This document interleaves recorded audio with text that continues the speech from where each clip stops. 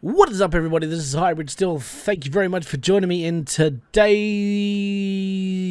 Yeah, we got updated today, right? We're now on version 1.0.8. I made a community post about this earlier. Red Dot updated, and they just went, yeah, this is everything we've been fixing. Now, I'm all good with like the fixes and bits and pieces, like engine changes, noises, and you know, just even if they were to add like a little house where the mice live, I really wouldn't mind. But when they start adding and messing around with bits that I've already said, hey guys, if you do this, you'll earn more money.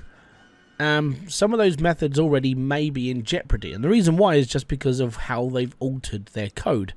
Now, to put this into perspective, this car is 100% interior and 100% frame.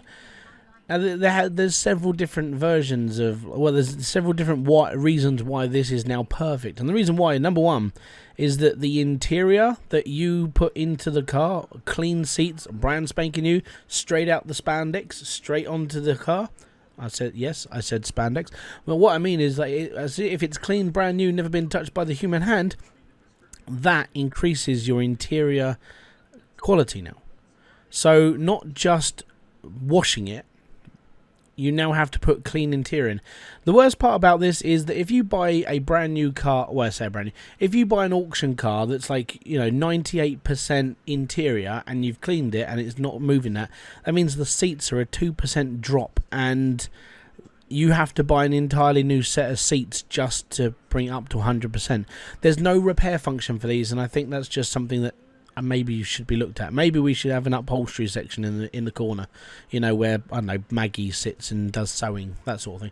But just seeing how things go. But I reckon if we now have to care about the quality of the interior, the seats and bits and pieces, then we should have the means to be able to repair that as well. Just saying. Now, another thing you're going to be sitting there going, hey, what the hell is just going on? Now I'm doing this.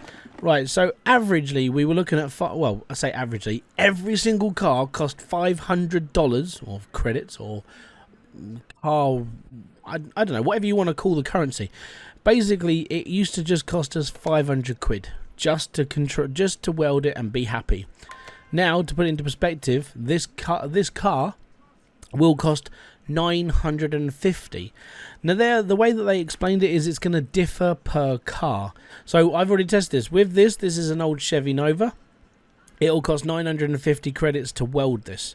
I bought a pretty much brand new Land Rover out of the auction just to test it, and that car was going to cost me 650 credits to weld, and it was 83% complete. So it was 83% on the frame.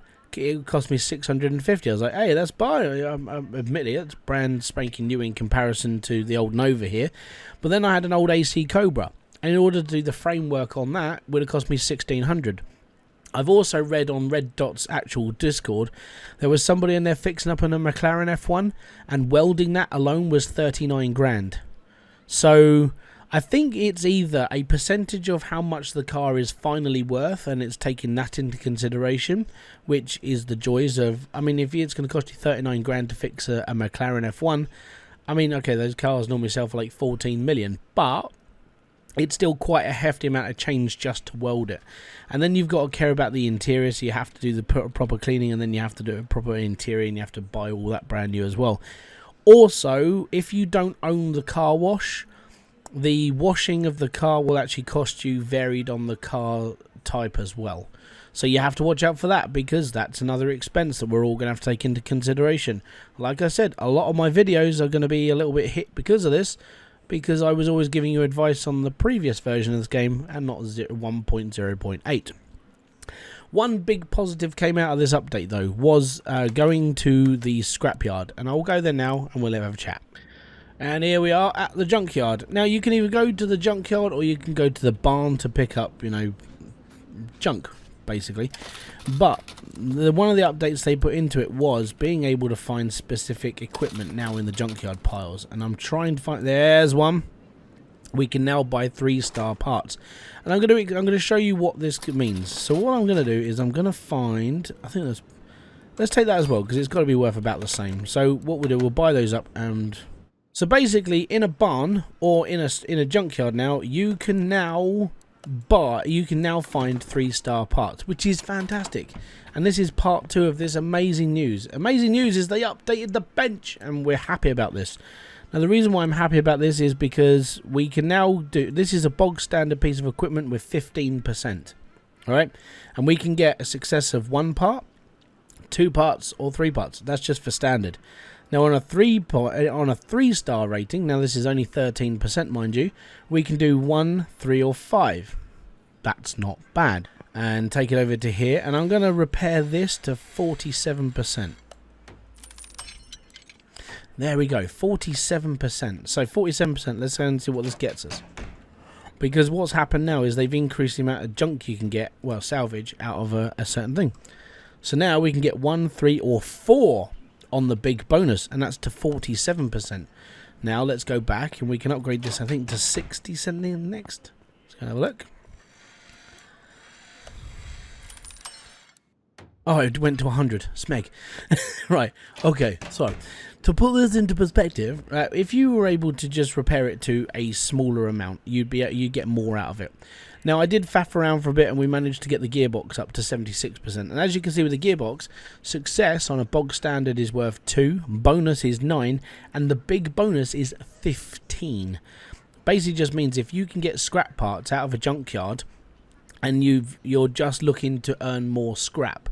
If you can repair them up to yellow, then you're going to get more out of them, obviously, because that's how this all works now. And when you look at it, all parts are basically the same. If you're just no stars, 26%, it's in the orange, 1, 2, or 3 is your standard. If you're in the red, because this is a 3-star part, it's 1, 3, or 5. And this is being dictated by how much scrap you're getting because of how many stars you're getting. I want to actually, you know what, can we upgrade? So I can't upgrade it. So what I was going to try and do was I was going to try and make this into a 3-star part and then see how much it's worth. I'm interested to that, and I want to see that in the future, maybe, but we will have to see. But yeah, the scrap part's been upgraded. That just basically means we can earn more scrap in order to do stuff. Okay, so there's the other couple of things. So other couple of things are quality of life things, and obviously when people want to work on an engine, it was a bit of a pain in the ass to go off of here and then come onto here and then change the rotation. Now what we can do is we can actually rotate whilst we're in our pie chart, whilst we're fixing the engine. So that's all good. And now we can actually access the tablet as well. There was someone talking about the NAFI AI like design when it came to this, but in fairness, I mean, left and right and mount part, I haven't got a problem with this, but maybe that's just because I don't really pay attention to the smaller details. I just do what it tells me to on the screen. I mean, apart from that, it's mainly little sort of like fixes they put into the game. Things like, you know, they fixed a bug with the disappearing engine on the stand, and they fixed the sounds of the engines and bits and pieces. Obviously, this game is probably still going to have a lot more updates, and I'm going to be honest, as like I said, one thing that I want to add straight away is if we have to go by quality of our interiors now, I want a workstation to be able to work on my interior instead of having to keep going out and buying a new one, so I can save myself money, so I can save you guys some money as well. Because in fairness, I think if we have to look out for the quality of our interiors, then we have to have a way of fixing it, because buying new is just more money you have to spend and less profit for you. Now, if you fixed a McLaren F1, you're probably not going to really worry about money, but I'm just saying, for people who care about saving a bit at the beginning, I think it might be best if we can repair our own interiors. Have it the same rule as the parts. If it's red, you can't repair it. If it's yellow, let it go. All good.